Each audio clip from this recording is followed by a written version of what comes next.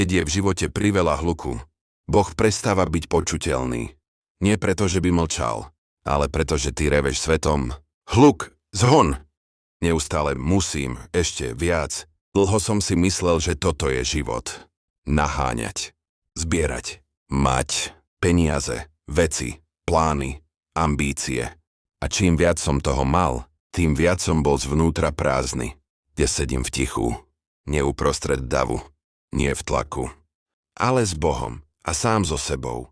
Niečo skutočné, nevyrobené človekom, nie umelé. A prvýkrát po dlhej dobe nič nepýtam, len ďakujem za to, čo mám a ešte viac za to, čo už nepotrebujem. Kedysi som chcel mať. Dnes chcem byť pokojný, byť prítomný, byť silný bez kriku. Kedysi bol hluk, dnes je ticho.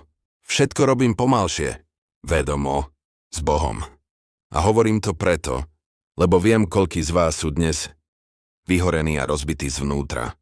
Nie z hora, zo skúsenosti. A ja som bol bez Boha roztrhaný. Bol. Potom nebol. A dnes je znovu a zostane. Lebo Boh neodchádza. Len my sa vzdialujeme. A teraz otázka, ktorá bolí, ale lieči. Žiješ viac v hluku alebo v tichu?